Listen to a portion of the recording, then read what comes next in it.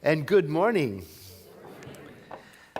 Just before we begin our message this morning, I'd like to make an announcement for the benefit of our radio listening audience and our video watching audience who don't get to hear the community announcements that we make in the other parts of our service, because something very exciting is happening. If you enjoy the message, spiritual living, that you hear on the radio or watch on video, then I want to invite you to go to our website, www.cslsr.org, and look under the Education tab, because we have a brand new, never taught before 12-week course, the basic principles of our teaching, which is called The Science of Mind. And it's a course about health, success, and peaceful living based on this book, which is a compilation of what used to be a home study course. The lessons used to be mailed out to people with homework, and so we're going to use this book for a 12-week course, and it will be supplemented with modules on forgiveness, on how to develop an appreciation for the abundant nature of this universe that is around us, and how to translate that into experience of living abundantly in our own lives. And even if you have taken all of the courses in this course and you're sitting in the audience right now, you haven't taken this one, and I invite you to come and enjoy that with us. It begins on May 14th, and it's called The Basic Principles of the Science of Mind. Now, our topic this morning is building your tomorrow today. And our topics all come from the same book, Living the Science of Mind. This year, we've decided to select topics from this book to guide us. And this comes from page 190, Building Your Tomorrow Today. So here are the 4 points I hope to cover in the message today. Number 1, it's a quote from our founder. We must become more if we wish to draw a greater good into our life. Second point, and by the way, you may not always be ready for that. You may not feel like you're able or prepared to move forward in that way, but you can't let that stop you, because life's going to carry on anyway without you. The next point is, it's not a good idea to always wait around for life to become interesting. Rather, what we are learning in Science of Mind, that it's up to us to become interested and active in life so that we can become the more we wish to experience. And the final point is about one of those habits that can prevent us from building our tomorrow, and it's to do with what we're talking about. We build our tomorrow by talking about what we want rather than talking about what we don't want. That's a tall order. Let's dive in with that first quote from our founder, Dr. Ernest Holmes. We must become more if we wish to draw a greater good into our life. What does that mean? And how do we do it? Well, to me, what it means is that I've got to be careful that I don't let my thinking get stuck in that thing called comfortable. Because life is ever expanding and changing, and I don't want to miss out on those infinite possibilities, because I've settled down into something that is called comfortable, also known as a rut. I looked up what the word rut means. It's quite interesting. Here it is. A long, deep track made by the repeated passage of the wheels of vehicles going the same way, in the same direction over and over again, to the point where you cannot deviate from the path. How about that? Or it's a habit or a pattern of behavior that has become dull and unproductive, but it's hard to change. Wow. Well, let's turn to Joseph Campbell, who does not mince his words when it comes to us evolving from the inside to the out in our life. And he wrote a poem, and I'm going to share some of the words from the poem with you. And mind you, the language is very strong. He says in the poem, we must be willing to get rid of the life that we have planned so as to have the life that is waiting for us. Then he says, the old skin has to be shed before the new one can come. If we fix on the old, we get stuck. And then he says, when we hang onto any form, we are in danger of putrefaction. And then he says, hell is life drying up. I told you. Now listen to this one. He says, the hoarder, the one in us who wants to keep, to hold on, must be killed. He says, if we are hanging on to the form let me say this correctly. If we are hanging on to the form now, we're not going to have the form next. And finally, he says, you can't make an omelet without breaking eggs.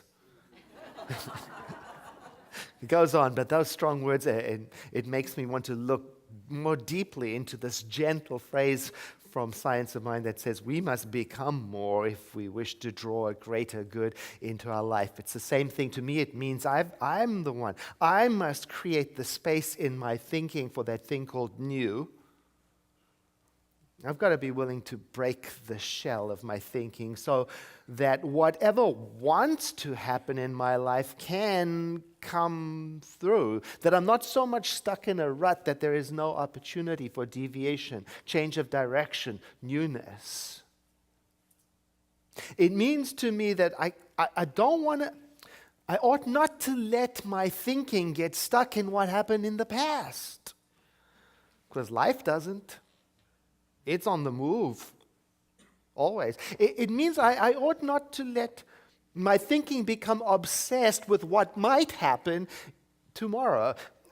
Rather, there is a place where I build my greater yet to be by maintaining an open heart and an open mind right now. And yes, while I'm standing in that place, feeling the butterflies in the belly of my uncertainty and keep on going, moving, leaning into my greater yet to be anyway, because that's life. That's how it goes. At every age, at every stage, and in every circumstance, it doesn't stand still.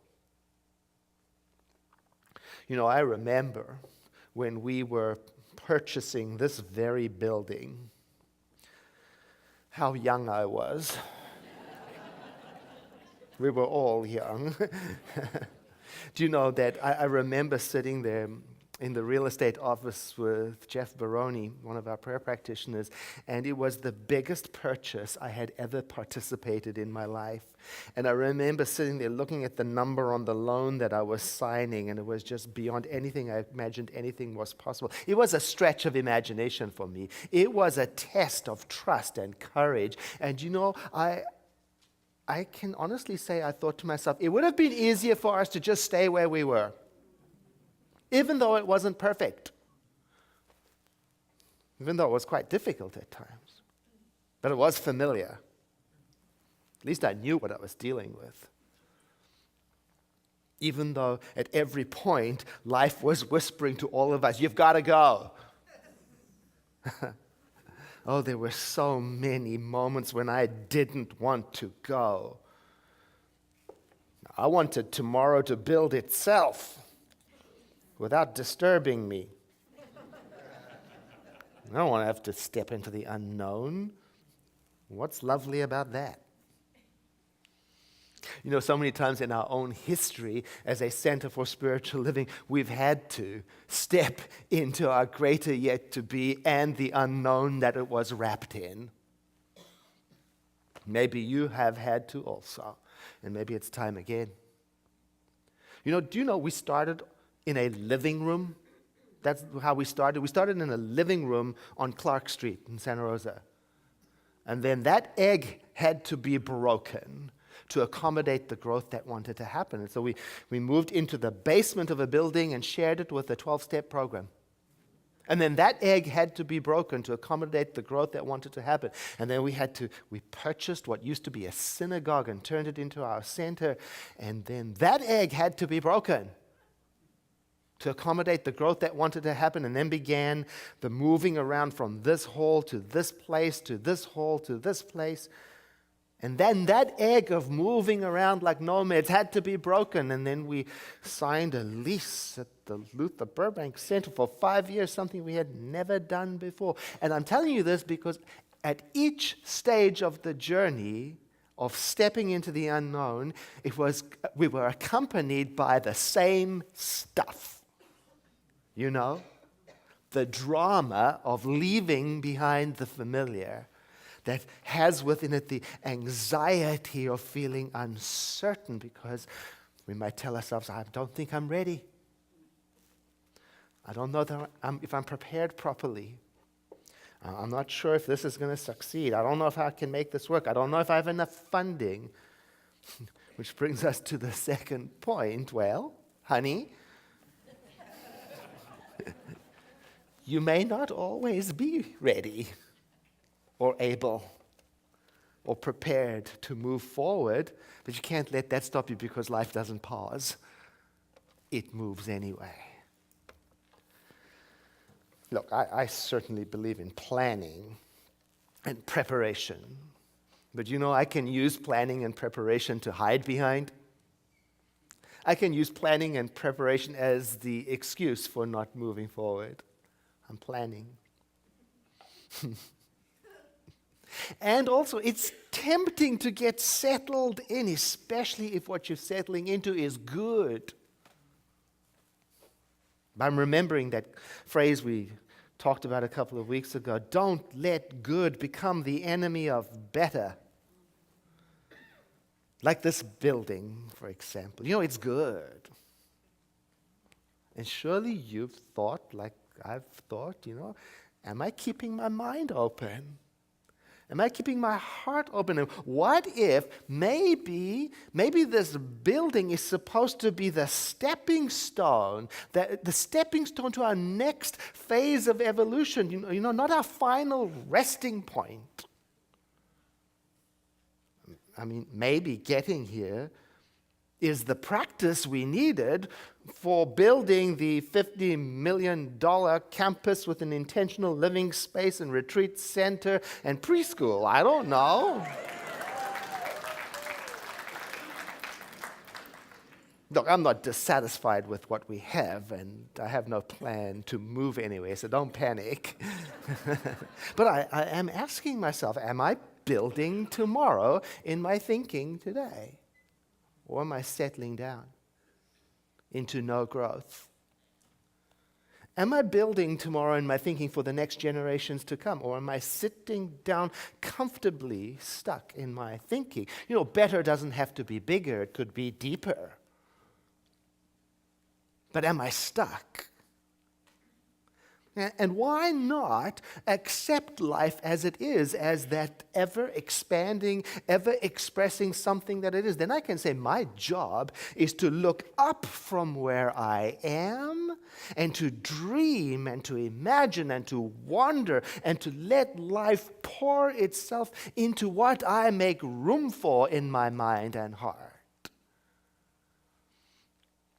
You know, sometimes life can't pour anything into my mind and heart because it's preoccupied. Do you know what preoccupied means? There is a previous tenant moved in, and you know in California you cannot get rid of them.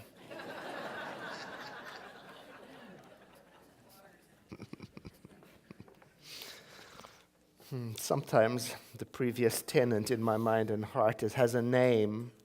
Sometimes it's called comfortable. Sometimes it's laziness.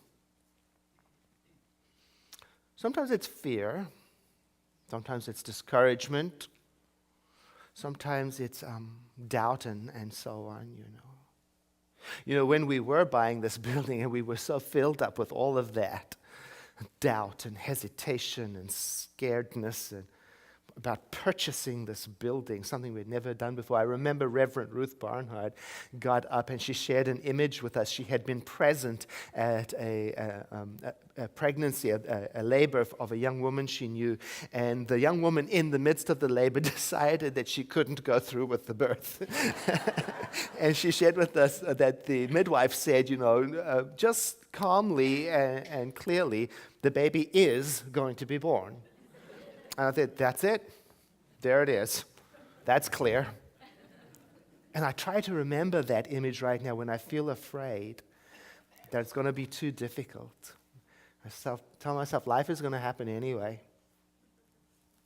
When I try to remember that when I feel inadequate and I feel like I don't have enough or I don't know enough, I don't measure up enough, I tell myself, life's going to happen anyway. Why not participate to the best of my ability, butterflies and all? Because, I love to be prepared for everything. I want all the T's crossed. I want all the I's dotted. I want to know what is the temperature before I dive in. But in reality, I have never been fully prepared or qualified for anything at all. Nothing.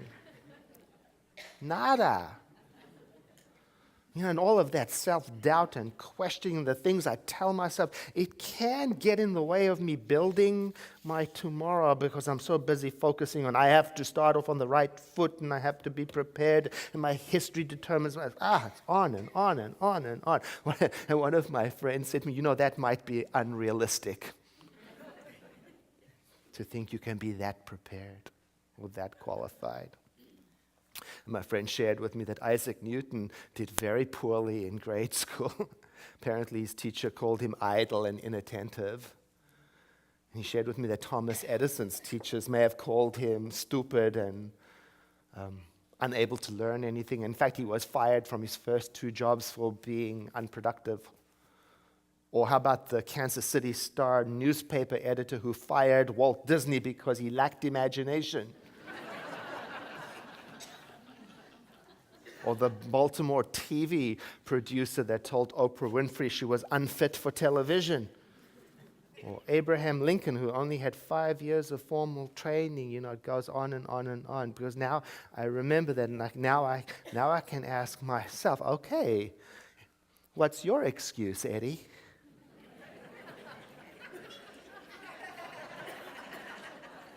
Don't try it.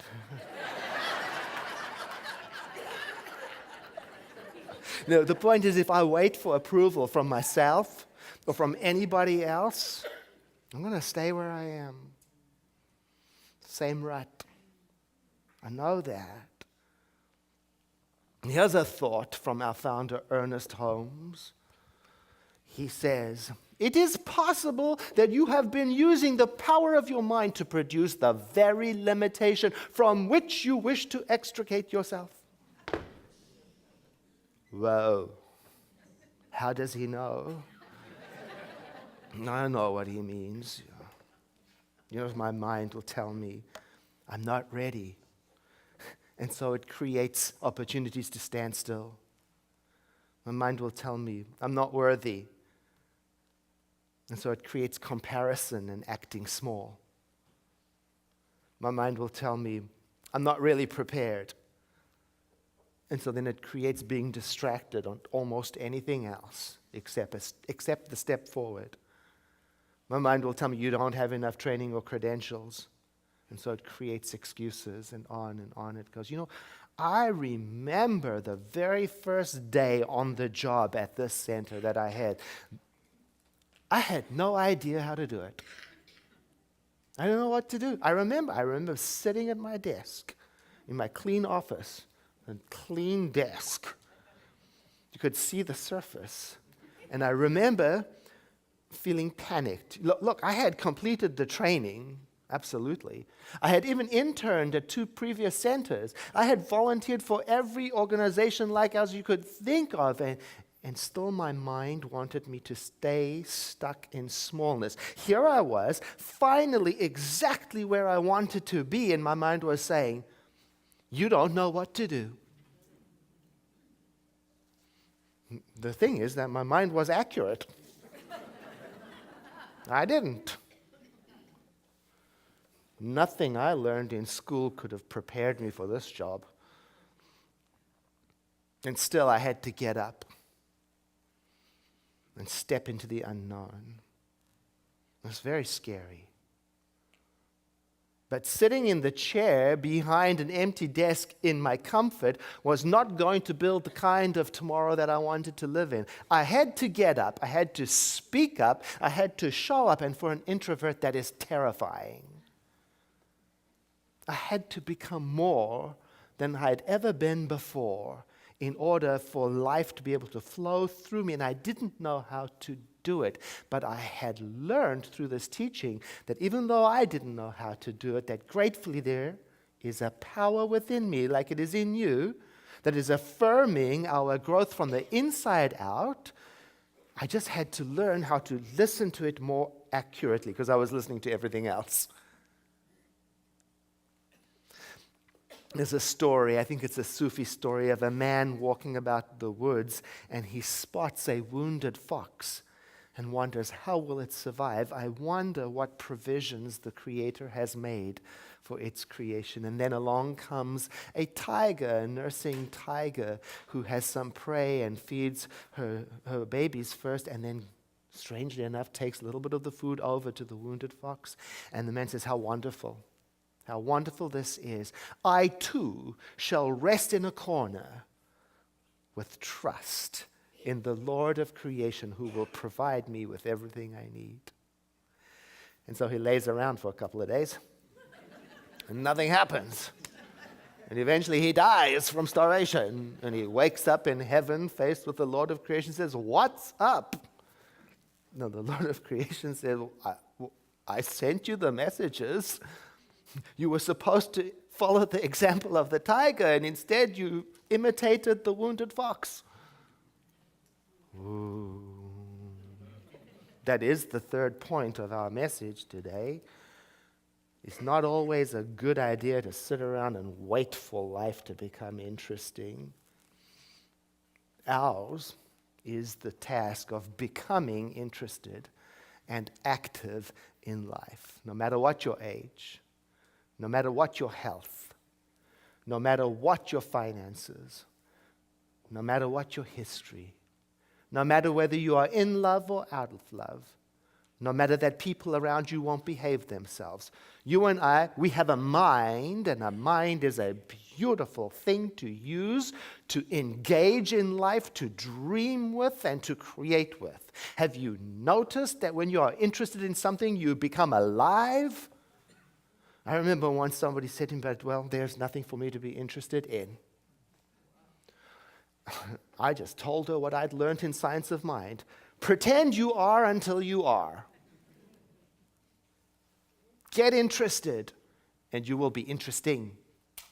Get involved, and you'll be included. Imitate the tiger, and you will be helpful.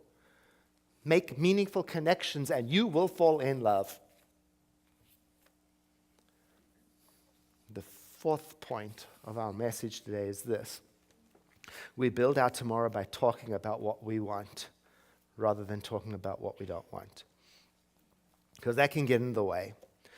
That's what sometimes gets in the way of building our futures. We're too busy building a case for what we don't want.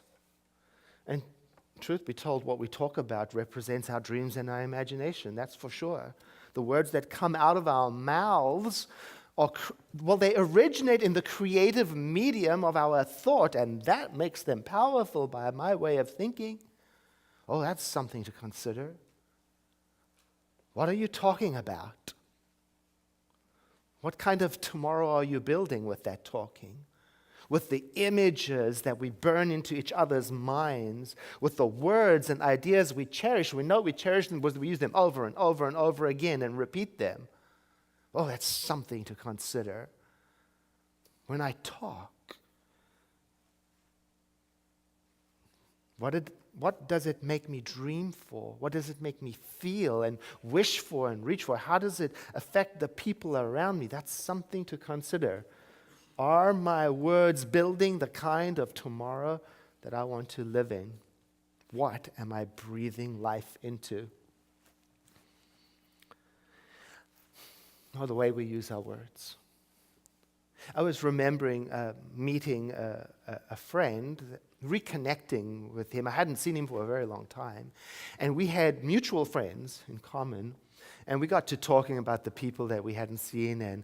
And we got to talk about one particular friend in common that I had incomplete business with, that I was frustrated about, that I had a lot of opinion about. And I started to complain about this person and sharing some gossip stories about her. And he said after I was done, it's funny you should speak like that, because when she speaks of you, she only has wonderful things to say. Ooh, smack down. But I needed it. I needed that wake-up call, because in that moment I realized I was using the creative power of my word to keep me and that person stuck in an unyielding, unrelenting past. I was dragging these chains of yesterday with me. The future had no chance to be different. In that moment, oh, what a change.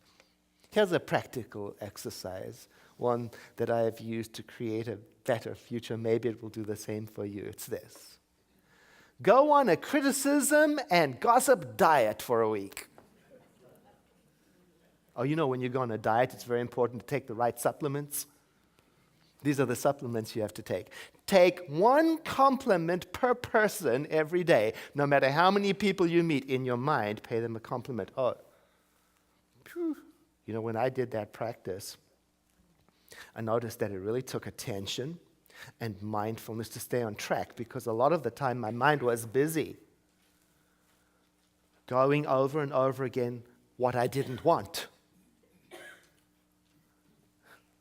Running over and over again through what people should and shouldn't do, the ones who are annoying me. Oh, it was so liberating to begin shifting my mind away from that, to think and talk about in my own mind that which I wanted to think and talk about. Who knew that it was an option?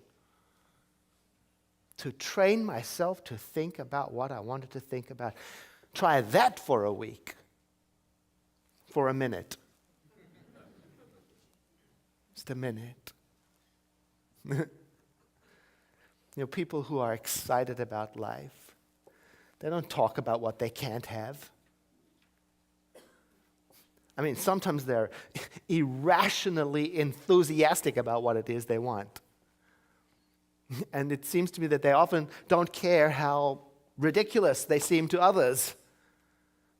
Now, I'm not advocating that we live sloppy lives that are reckless and without discipline, but I am talking about becoming engaged and excited and enthusiastic. Sometimes people will use that biblical phrase, consider the lilies of the field. They toil not, neither do they sow. They will use that phrase to prove that they don't need to get engaged, that they can sit around, that they don't need to get excited. But I think they are foolish. I think they are wrong, because a lily is fully engaged in doing what it is doing. A lily is invested with one mighty urge to break through the dark of the soil and reach for the sky and open its heart so that life can pour through. It knows who it is, and that's why life can rush through it. Consider the lilies of the field. They don't toil. They don't sow. They be. There is a divine impulse within us. Something that keeps urging us, like it urges the lily, to reach up through the dark and to be who we are. And it keeps inspiring us to step into the greater yet to be, and sometimes that's uncomfortable. Here is the restatement of our 4 points. Draw greater good into our life with our thinking. Because life in you is ready, able, and prepared to move forward. So, become interested and active in your own life, and build your tomorrow by talking about what you want in your life. I invite you to breathe in with me and to exhale into a moment of quietness.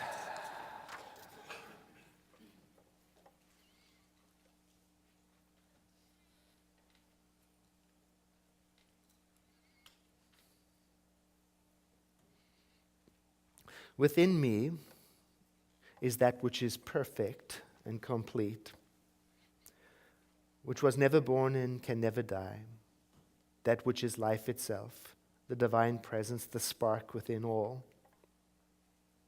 I turn to that within me for my guidance, my strength, and my courage, and I trust it to lead me through the valleys and the shadows and the doubts. Today I declare, I am free at last. And together we say, and so it is. I invite you to breathe in again and sigh.